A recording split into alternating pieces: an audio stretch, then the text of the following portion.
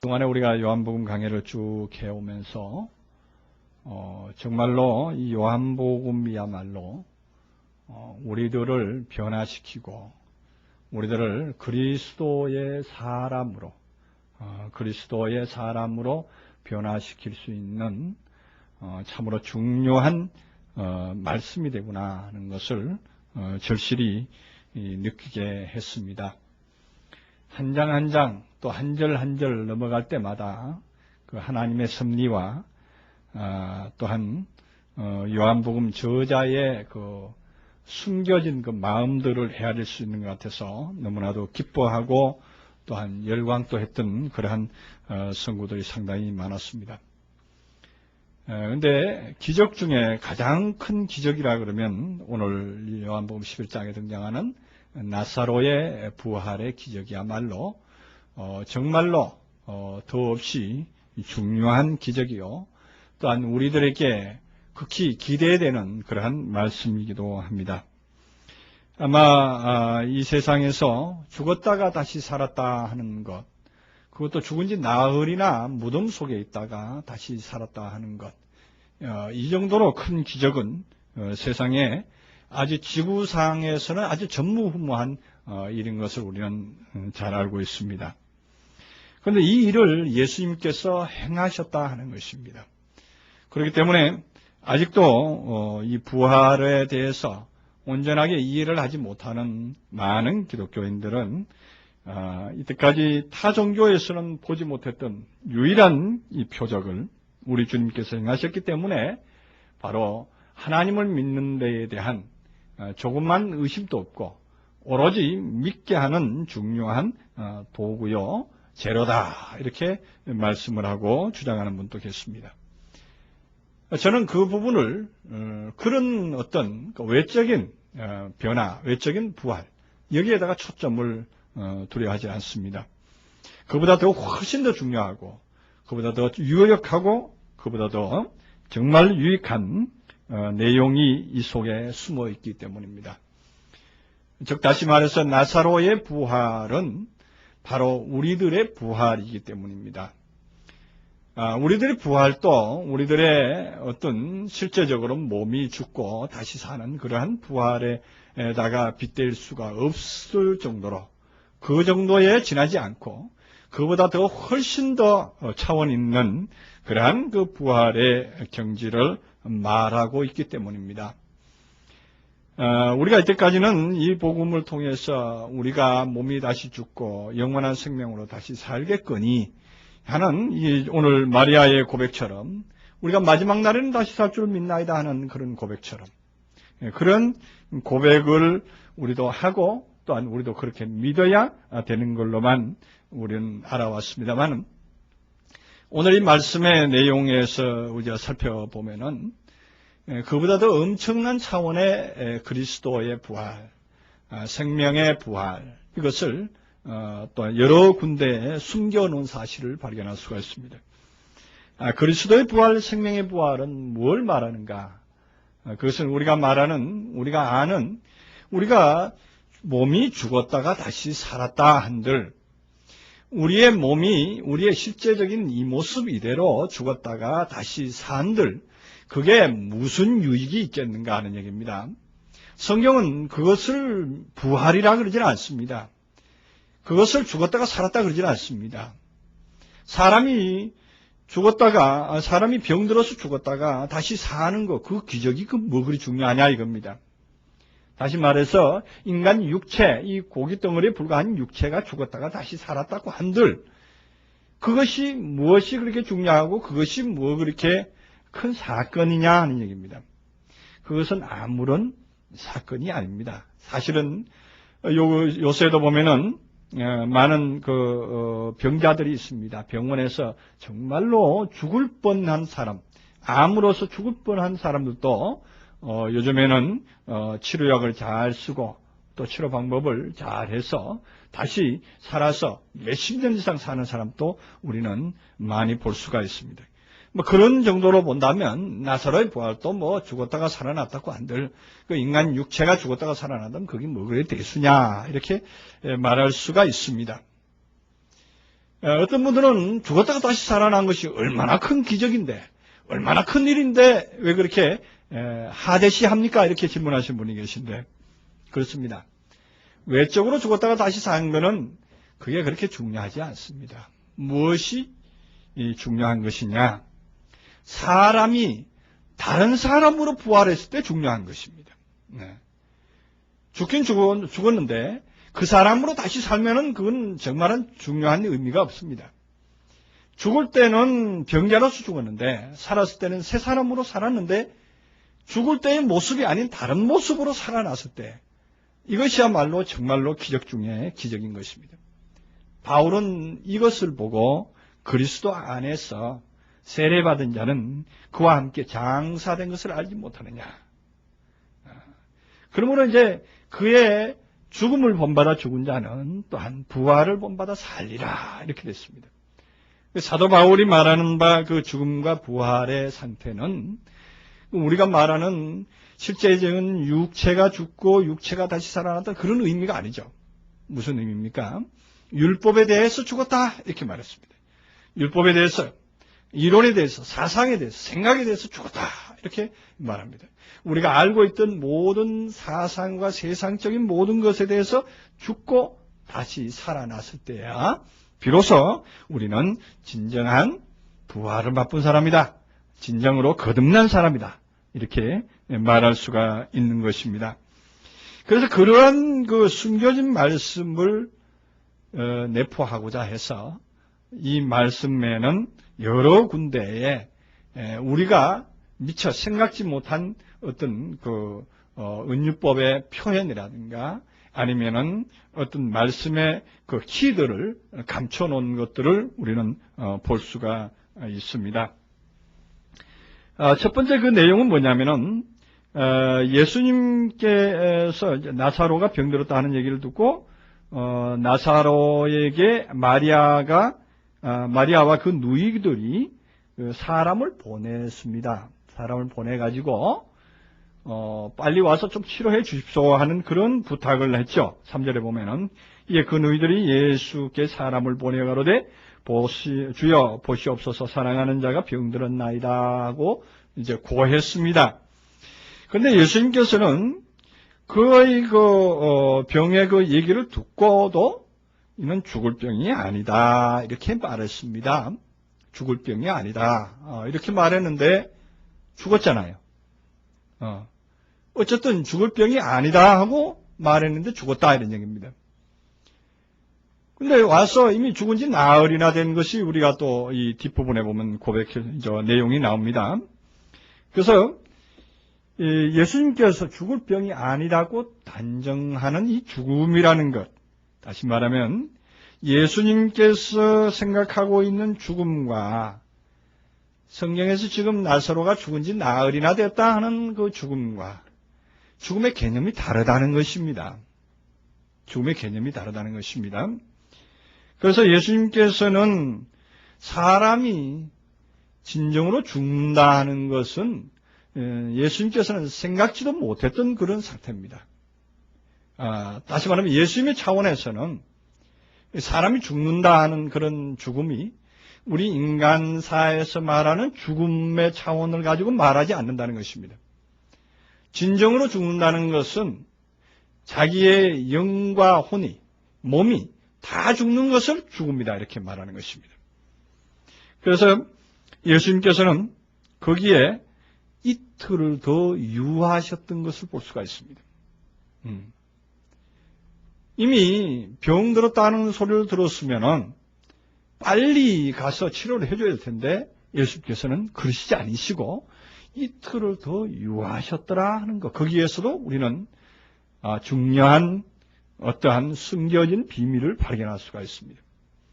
그 이틀이라는 단어를 우리가 이해할 때에 계시록 우리 11장 강의를 할 때 그랬죠? 두 증인이라고 얘기를 했는데 두 증인이라는 게 두 사람의 증인을 말하는 게 아니라 둘이라는 숫자 안에는 변화라는 것, 거듭난다는 의미가 숨겨져 있다 이렇게 말씀을 드린 적이 있습니다.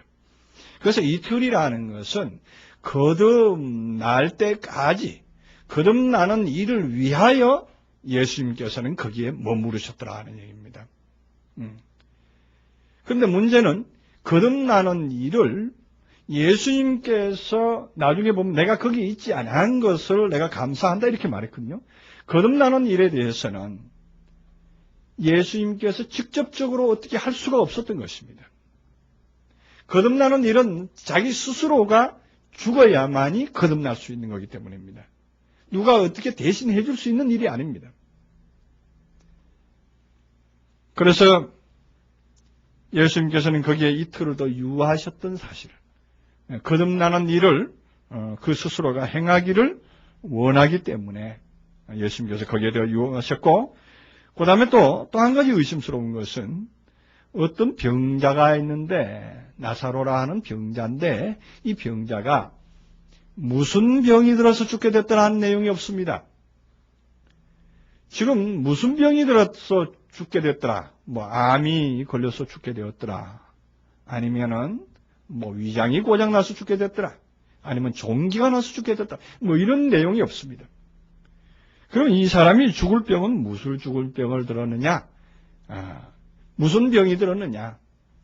나사로의 병은 마음의 병이었다, 이렇게 저는 말할 수가 있겠습니다. 마음의 병이었다.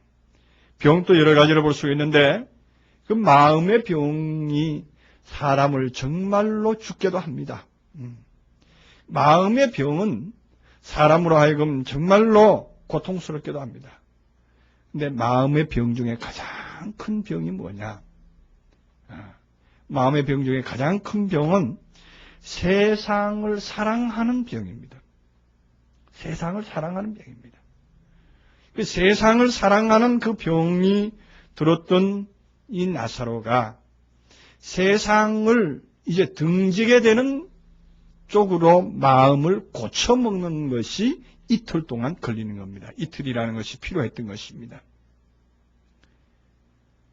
어느 쪽에서부터 병이 들었느냐, 어느 쪽에서 볼 때 병이 들었느냐, 관점이 또 중요하지요. 다시 말하면 세상을 사랑하는 사람들의 모임에서 세상을 사랑하지 않는 사람은 세상적인 사람에서 본다면 저 사람은 정신이 돈 사람이다 이런 얘기죠. 정신이 병든 사람이다 이런 얘기하겠죠. 예를 들어서 이 세상의 법대로, 이 세상의 원칙대로 잘 살고 있는 사람들의 사회 안에서 어떤 정신병자가 이 세상은 다 미친 사람들이 사는 곳이야, 진정으로 사는 것은 이러이러한 삶이 아니야, 다른 삶으로 살아야 돼, 이렇게 외치는 사람이 있다면 이 세상 중에서 그 사람은 소외될 것이고 당연히 정신병자 취급을 받게 될 것입니다. 저는 이 나사로의 죽음에 대해서 실제적인 죽음을 빗댄 정신적인 죽음에 대해서 논하고 있다, 이렇게 볼 수가 있습니다. 저는 그렇게 보고 싶습니다. 사실은 그렇게 봐야만이 이 요한복음에서 말하는 내용, 요한복음이 가지는 그 성격을 그대로 표현할 수 있을 것 같아서 하는 얘기를 드리는 것입니다. 그래서 예수님께서 이제 그를 치료하러 병들어서 죽었던 그 사람을 치료하러 가는 그러한 상황에서 11절에 보면은 이 말씀을 하신 후에 또 가라사대 내 친구 나사로가 잠들었도다. 그러나 내가 깨우러 가노라. 그렇게 말합니다.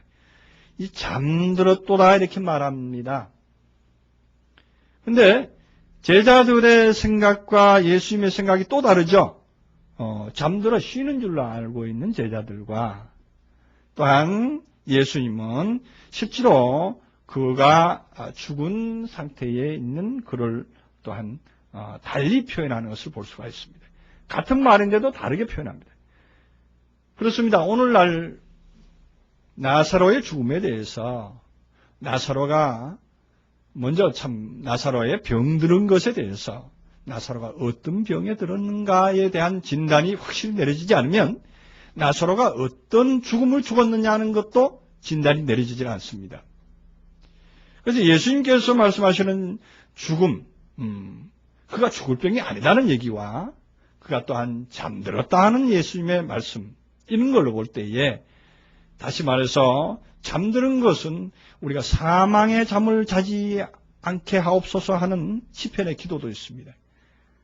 그 잠이라는 것이 두 종류가 있다는 얘기죠. 사망의 잠이라는 것은 사망의 세상의 새 속에 물들어서 거기 흠뻑 젖어 있는 그런 상태도 잠드는 것이고, 또 세상 쪽에서 본다면 이제 세상을 완전히 등지고 하나님 쪽인 상태로 빠져 들어가 버린 상태를 보고 세상에서 볼 때는 잠들었다 이렇게 말할 수도 있는 것입니다.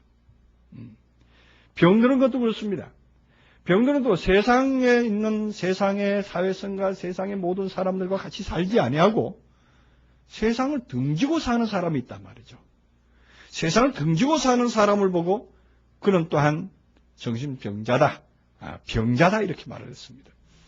성경에 이런 표현이 제가 이렇게 표현하는 것이 무리가 아닌 줄로 압니다. 여러분들께서 이해를 돕기 위해서 마태복음에 보면은 예수님께서 그런 말씀을 합니다. 너희가 세리와 창기와 같이 되지 않으면, 너희들보다 세리와 창기가 하나님 나라에 먼저 들어간다, 이런 말씀을 한 적이 있습니다. 그러면 오늘날에 실제적으로 본다면 세리나 창기, 세금 거두는 세무관이나 창기된 가늠한 여자들이 먼저 천국에 들어간다는 얘기가 되는데, 그 얘기를 어떻게 해석하겠느냐 하는 얘기를 우리는 질문을 던지지 않을 수 없죠. 그래서 어떤 분들은 실제로 여기 청양리 사창가에 가서 복음을 전하고 그 사람들로 하여금 전도를 먼저 해서 하나님 나라에 가야 된다고 주장하는 사람도 있습니다. 그건 외적으로 보니까 그렇죠. 그러나 제가 보는 관점은 어느 사람 쪽에서 보는 세리냐, 어느 사람 쪽에서 보는 창기냐 이런 얘기죠.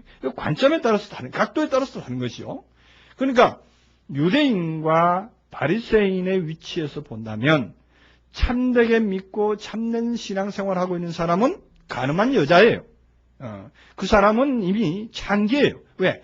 자기가 믿는 하나님이 참 하나님으로 알고 있었는데 다른 하나님을 믿고 있으니까 이거는 가늠한 여인이고 또한 창기가 될 수밖에 없는 것이고, 또 세리는 또 유대인과 바리새인의 상황에 있어서 자기들의 교회에, 세리는 돈을 걷어서 어디다가 주는 사람을 세리였는데, 그때 당시에 로마에다가 돈을, 이스라엘 백성의 돈을 걷어서 로마에다가 갖다 바치는 그러한 일을 하는 사람 보고 세리다, 그래서 죄인 취급을 했던 것이죠. 마치 우리나라의 일제시대 때에 일제의 앞잡이로서 세금 거둬둔 사람처럼 그랬습니다. 근데 그 세금은 하나의 돈이고 그는 하나의 사람으로 대우를 합니다.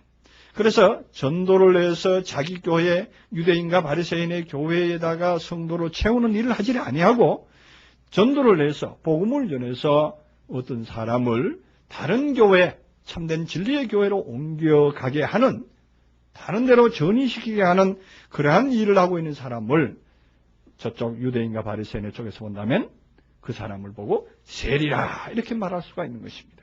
마찬가지로 여기에 병들었다 하는 것도 유대인과 바리새인들 쪽에서 본다면 이건 다분히 그들과 같이 생활하지 아니하고 그들의 교리에 순응하지 아니하고 그들의 교리에 반대되는 일을 하고 있을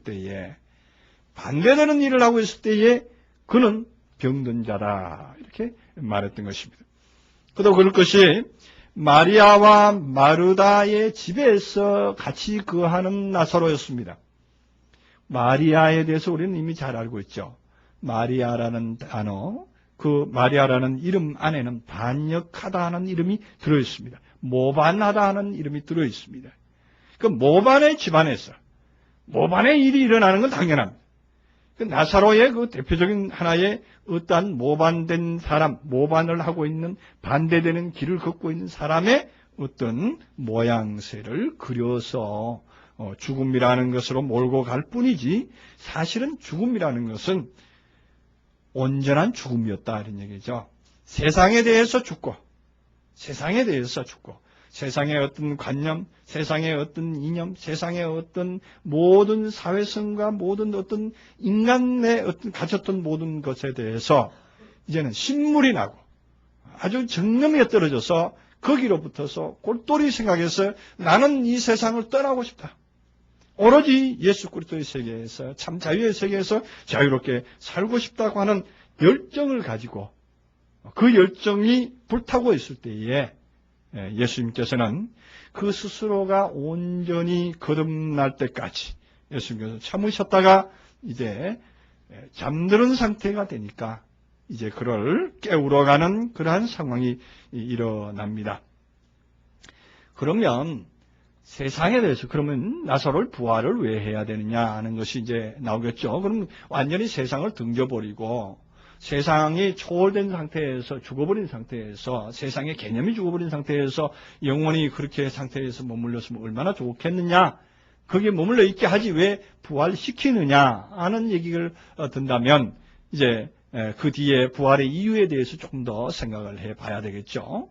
이제 완전히 세상에 대해서 우리는 개념이 그렇게 되면 세상에 대해서 살되 세상에 매이지 아니하고 세상에서 자유할 수 있는 삶을 살아라. 그래서 골로새서 같은 경우에는 너희 시민권이 하늘에 있다 이렇게 말합니다.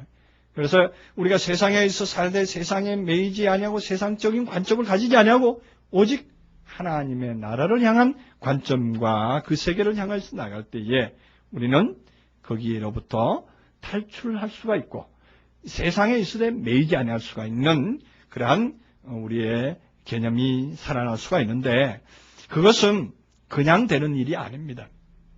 오늘 이 본문 안에서 내용이 나옵니다마는 이 나사로가 무덤에 죽은 지가 나흘이라는 시간을 보냈을 때에 가능한 일입니다.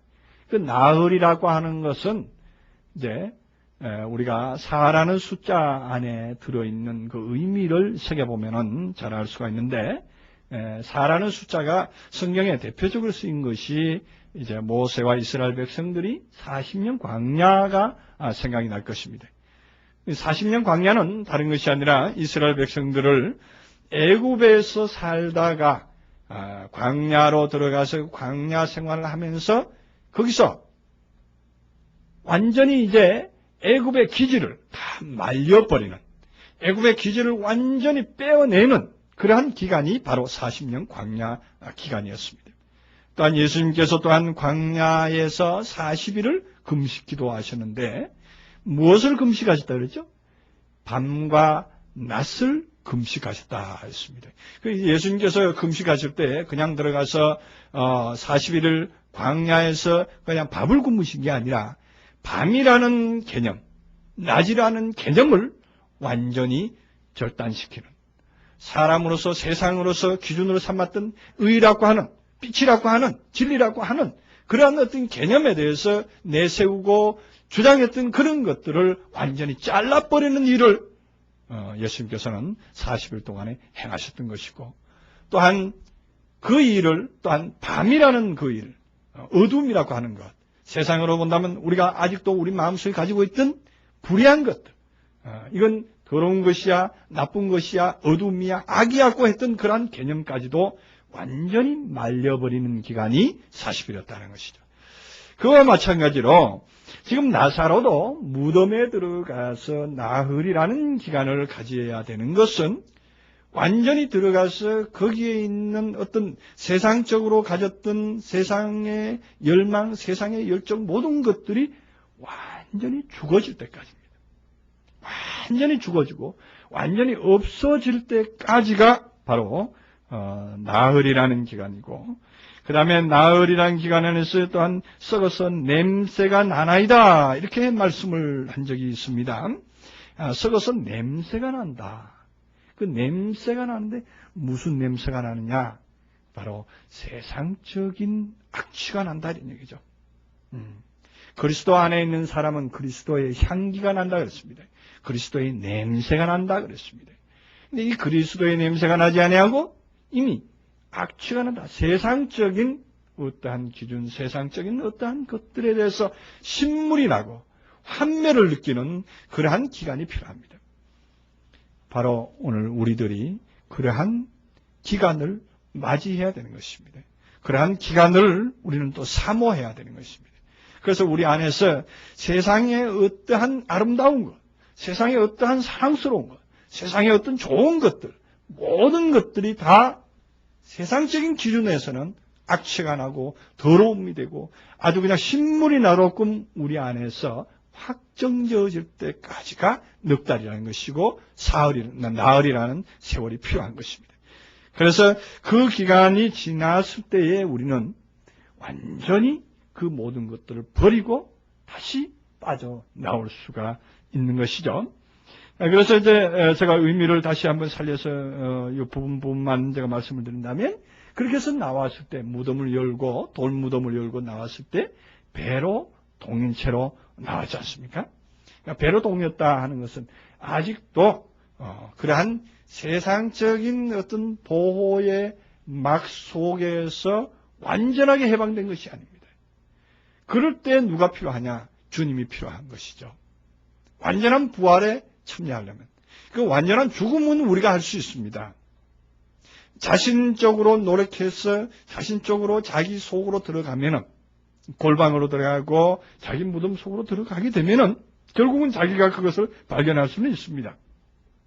죽을 수까지는 있지만 이제는 사는 데에서는 예수 그리스도의 복음과 예수 그리스도의 생명의 역사가 들어갔을 때, 그는 또한 음성이 그 귓전에 들려갔을 때 그는 또한 살아날 수가 있다는 것을 또한 의미상으로 말하고 있다, 이렇게 볼 수 있습니다. 그래서 이 줄거리를 대충 감을 잡으시고 이 줄거리를 통해서 내용으로 좀 들어가 보면은 이 줄거리가 맞는지, 그렇지 않으면 오역되거나 아니면은 잘못 번역된 것이 있는지 우리는 다시 한번 찾아볼 수가 있고, 만약에 그것이 맞다면 정설로 받아들이셔서 각자의 마음속에 이러한 것을 기준으로 삼아서 이제 나사로의 부활이라는 것은 다른 것이 아니라 바로 나 자신이 죽고 거듭나서 변화되어야 된 어떤 과정을 설명하고 있는 중요한 말씀이다, 이렇게 이해를 하시고 앞으로도 계속적으로 나사로의 죽음을 사모하고 나사로의 부활을 사모하는 우리가 되어야 되겠습니다. 그래서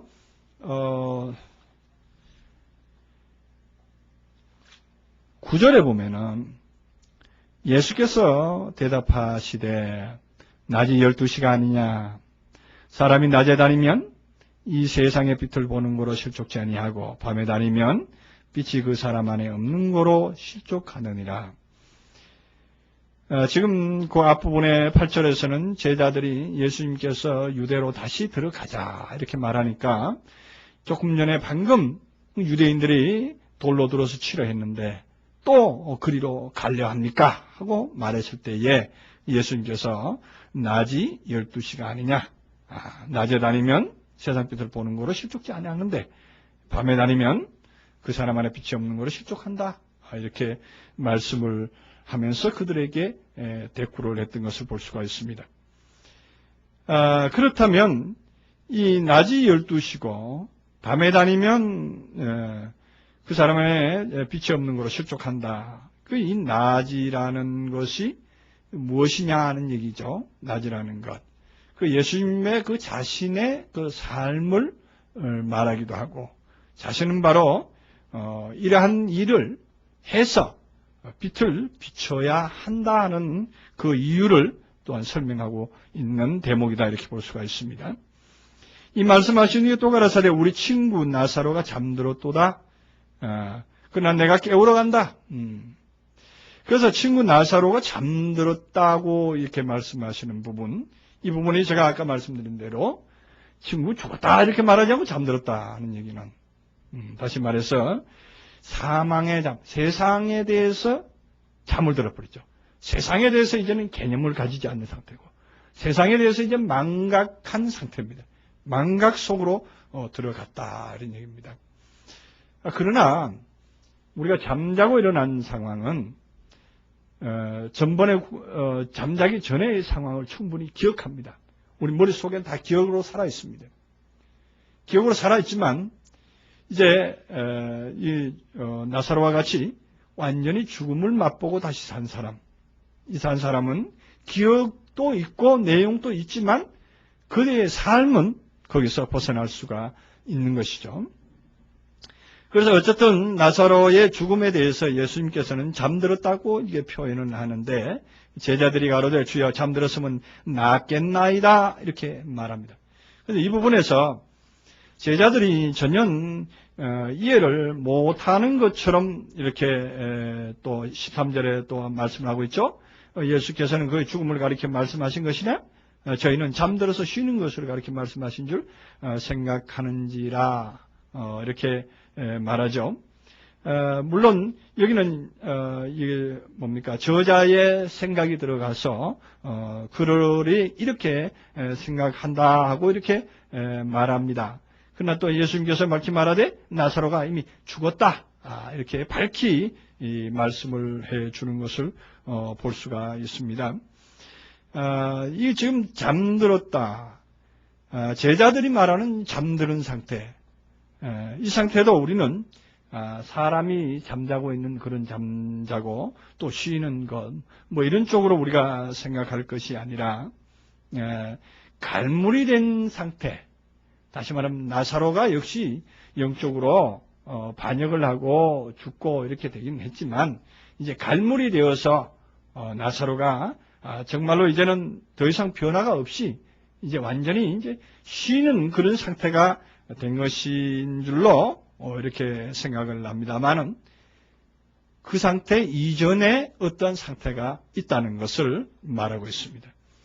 우리가 완전한 갈무리의 차원에 들어가려면 이 잠자는 완전히 변화의 상황을 겪어야만이 갈무리가 되는 것입니다. 변화를 겪지 아니하고 갈무리 된다는 것은 탈을 벗지 않고 갈무리 된다는 것이기 때문에 그것은 다시 말해서 우리 안에 우리가 조금 있으면 이제 가을거지가 되죠. 가을거지 할 때 벼를 이제 걷어들일 때 보면은 벼에 수분이 있는 상태에서 걷어들이면 안 됩니다. 요즘은 뭐 탈곡기로 해서 한꺼번에 뭐 콤바인인가 그걸로 완전히 이제 한꺼번에 그냥 세워놓은 채로 그냥 추수를 해서 자루에 담아서 이제 걷어옵니다만은 그걸 가지고 그대로 갈무리가 되질 않습니다. 어떻게 해야 됩니까? 그것을 멍석에다 내려놓고 말리는 일이 필요합니다. 그래서 건조를 완전히 해서 수분이 약 14%, 10몇 프로 이 정도 수분만 있을 때에 그것이 정부에 수매할 때에 수매로도 될 수 있고 또한 갈무리 하면은 오랫도록 보관이 가능한 것입니다. 마찬가지로 그런 변화, 그런 또 다른 말리는 작업이 절대적으로 필요한데 그 말리는 작업이 없이도 가능한 줄로 제자들은 알고 있더라 이런 얘기입니다. 그러나 예수님께서는 그가 이제 죽었고 그가 또한 이제 말리는 작업에 들어갔다고 이렇게 말씀을 하고 있는 대목이 14절입니다. 15절에 내가 거기 있지 아니한 것을 너희를 위하여 기뻐하노니 이는 너희를 믿게 하려 함이라. 그러나 그에게로 가자 하신대. 15절에 보면 그 뜻이 더 정확하게 알 수 있죠. 내가 너희를 위하여 기뻐하노니 너희로 믿게 하려 함인데 거기 있지 아니한 것이다.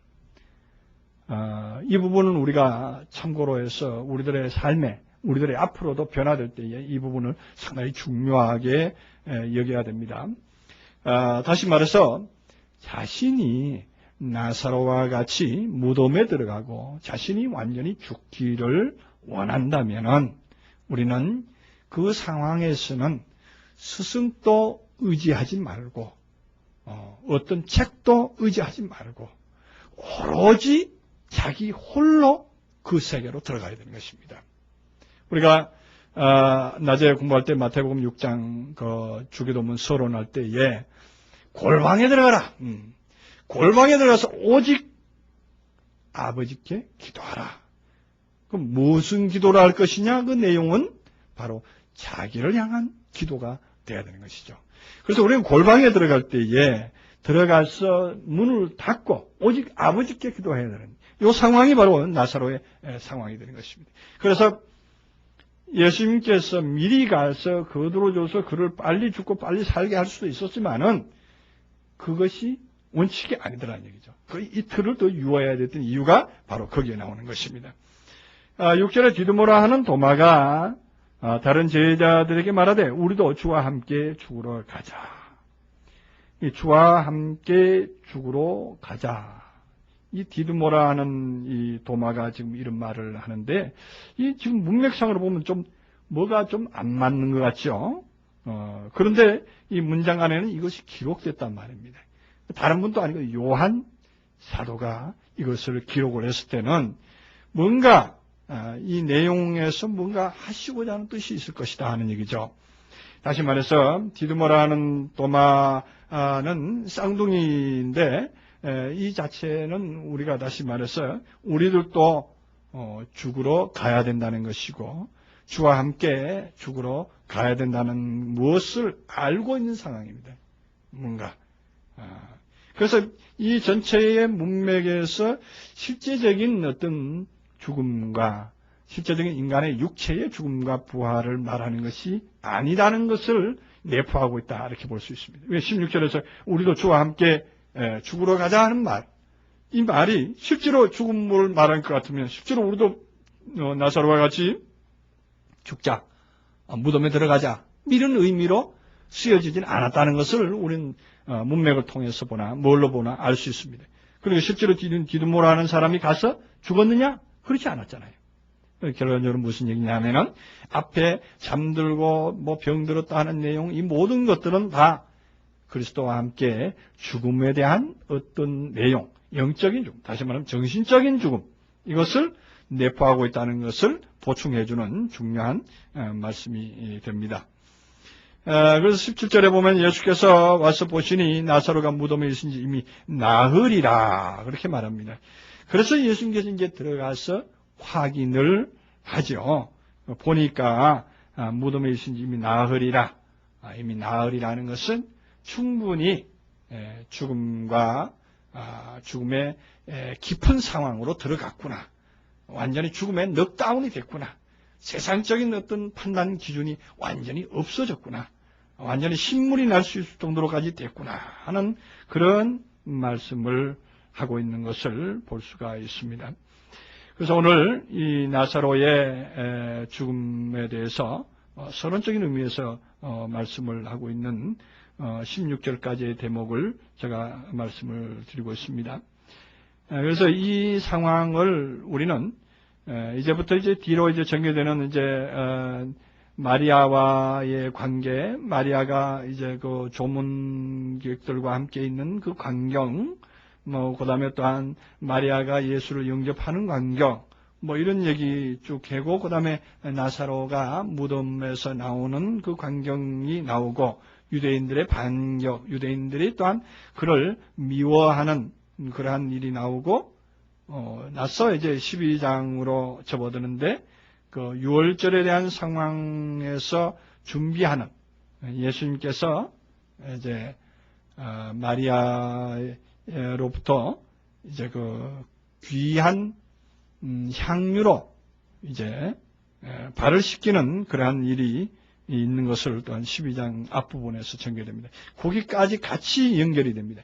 그 나사로의 예수님께서 이 발을 씻기는 것은 너희들은 세상에서 같이 있지만 나는 그렇지 않다. 나의 장사를 예비한다. 지금 이 말씀을 12장 앞부분에서 또 합니다.